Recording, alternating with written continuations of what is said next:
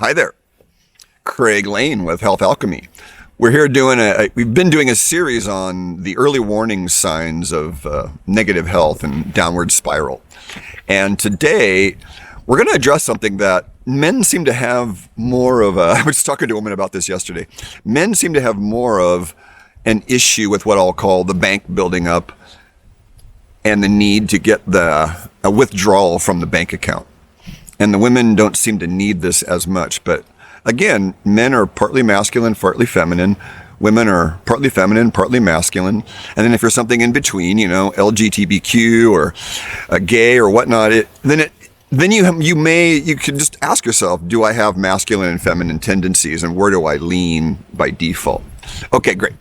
So the first thing is, if you're a man, I've done study on this for 35 years, and you could look at the Islamic traditions, the Oriental traditions, all of them point to young men have more leeway for releasing, and we call that ejaculation.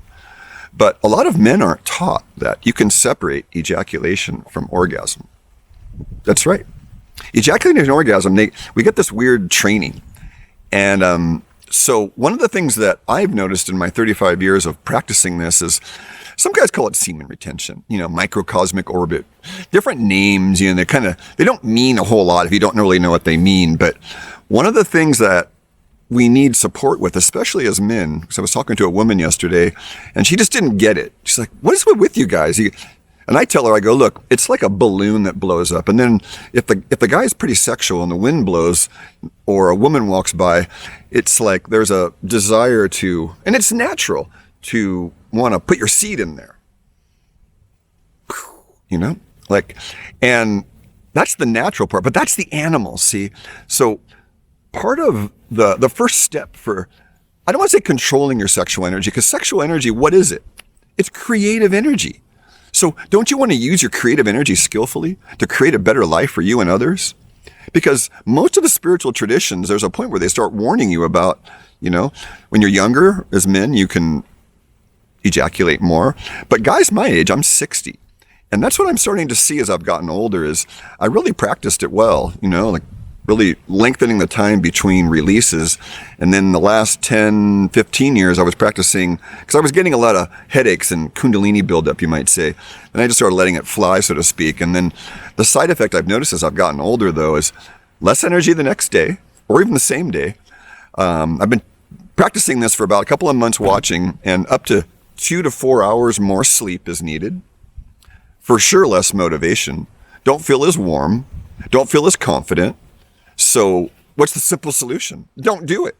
So when you get the urge, and then what happens is subconsciously you'll have a nocturnal dream. And that's kind of where your edge, you'll notice that's where your edge is. So different people, usually it's a week to 2 weeks, sometimes into 3 weeks. Some guys never get it. And if you're a woman, then there are women that we'll just call them climaxers. And some women, they need to retain this too. And I remember one, she said, as soon as I have that first one, it's pretty much over. Like, she goes dull. But most women are more luckier than that, and men can be this way too. There are different gifted, in terms of like vitality.